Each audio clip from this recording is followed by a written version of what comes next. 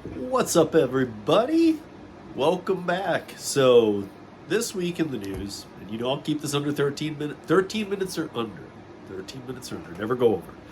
Um, so, okay. The big story about from last week that New York and New York cabs are teaming up to at least put the taxis option onto the Uber platform in New York City. Okay.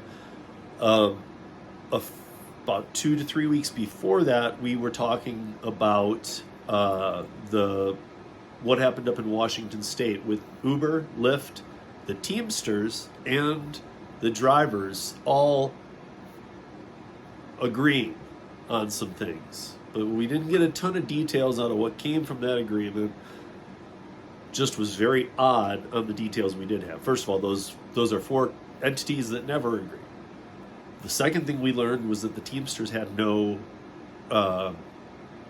they weren't receiving any money. So that should be a big sign. Whether you're pro-union, anti-union, doesn't matter. That should be a big sign to you that something's missing from the details, because the Teamsters, look it up through history, they have never done one thing for free. Never. So we have no details on anything they are earning, how this goes, what's going on. So that's still happening, and it's to be implemented in the next week or two. We should see it live in New York City. On the Uber app, you will see a yellow cab option. For how long, we don't know. What is the point? We don't know. Is it logistical or to purchase yellow cab?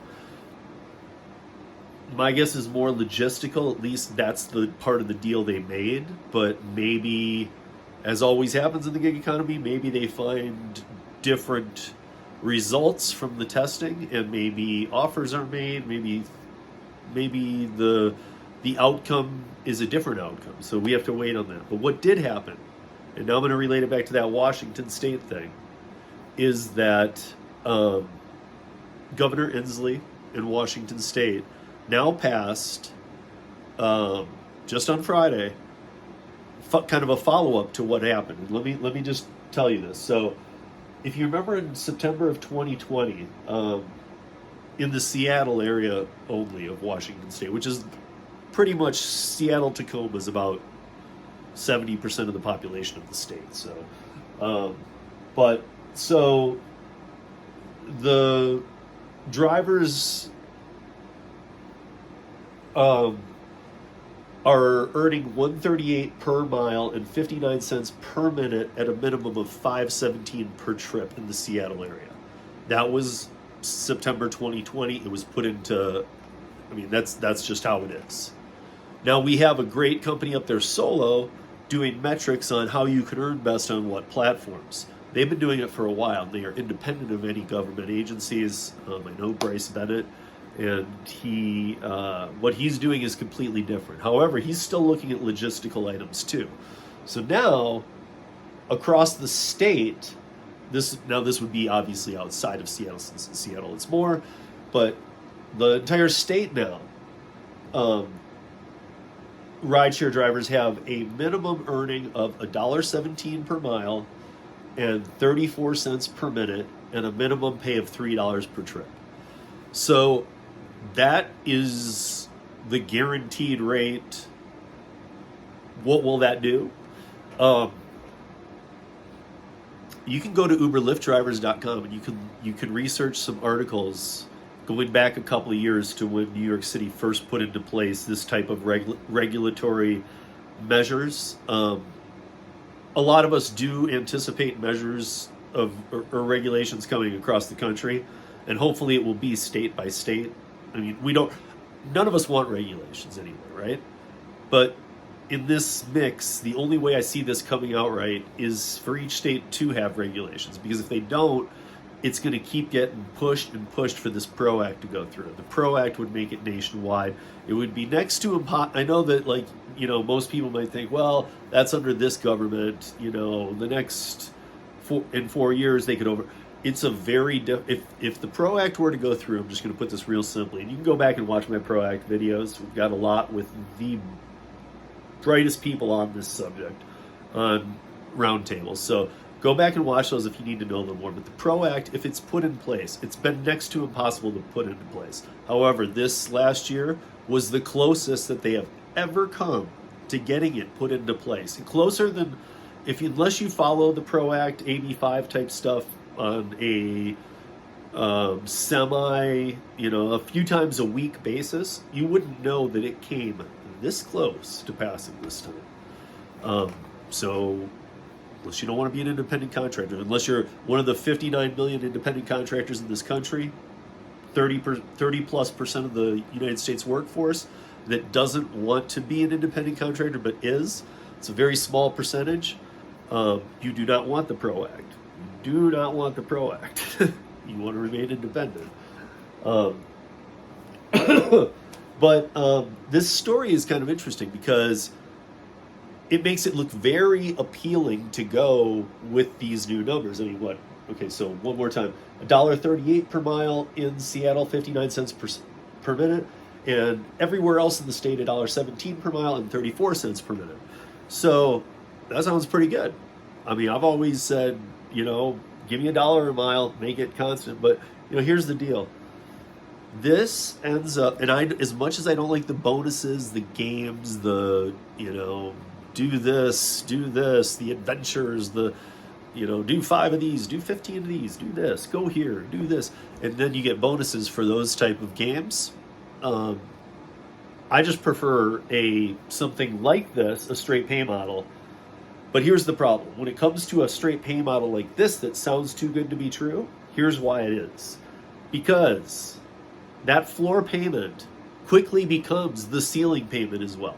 So independent contractors can come on and they can just sit at home and make nothing. They can accept a few rides and make a couple dollars here and there. There are the hustlers who go out there still and can make up here. By making the dollar and change minimum across the state, when you push the floor payment up, you pull the ceiling payment down, because how else do you think Uber pays for it except for taking from the drivers who earn the best?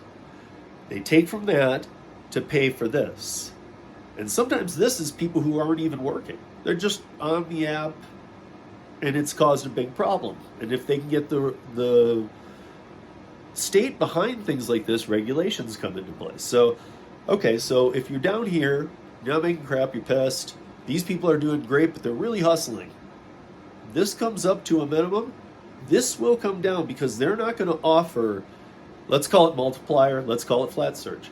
If there's a multiplier rate and it goes up to 5, let's say, now it's only going to go up to 3. If there's a flat rate surge and it goes 10 to 15, now it's only going to go 3 to 7. Do you see what I'm saying? Like, you can't just, only the federal government can just print money at will and put us all in a position that we don't want to be in. The states, Uber, they can't do that type of thing. So they have to, and they're already not profitable. They're just on the borderline.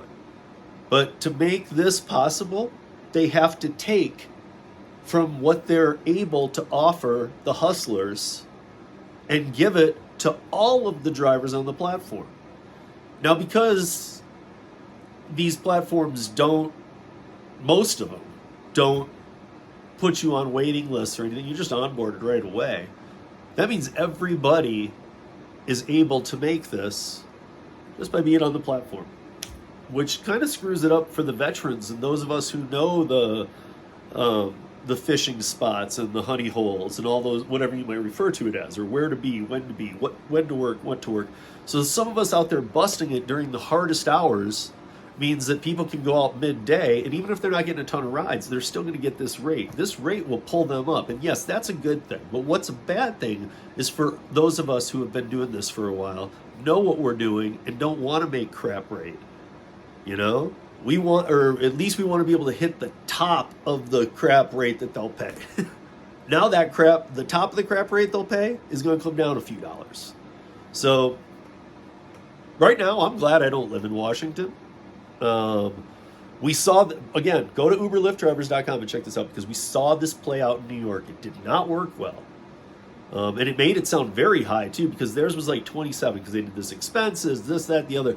But really, I've talked to New York Uber drivers, and they're not happy with that change. Um, I have talked to people in California with the AB5 Prop 22 thing. Some people think that the Prop 22 thing's good, and a lot of drivers I know it's not. So it can be good if maybe you live in an area and you just can't get enough rides to do that, even if you're a hustler. But for the big city people, this ends up being a loss. So overall, with these type of regulations, when they get put into place, Uber, when they pull down the amount that they can offer out to that city, that market, end up ahead because they can now lower what you can earn. I'll put an article out this evening on uberlyftdrivers.com with some links to some of this stuff because this was my story for the week. I mean, there's a lot of stories, but this is the story I wanted to talk about. In about, what time is it? In about a half hour or about 15 minutes, we're going to start a live stream where I'm going to talk a little bit about Para with Omer and Xander, if you know those guys from YouTube. And then we will turn it into a little bit of an open stream if we have time. Mr. Flex will be joining us in the second part. Since he's a more advanced user, Omer and Xander are kind of new to Para, so we'll go through that, and we'll even talk about how DUH can mesh in and make it the ultimate combo. Because DUH is an app that so many people run anyway. And we'll get into the Para stuff a little bit too. But join us over there. Until then, be safe, be good, and see you soon. Peace.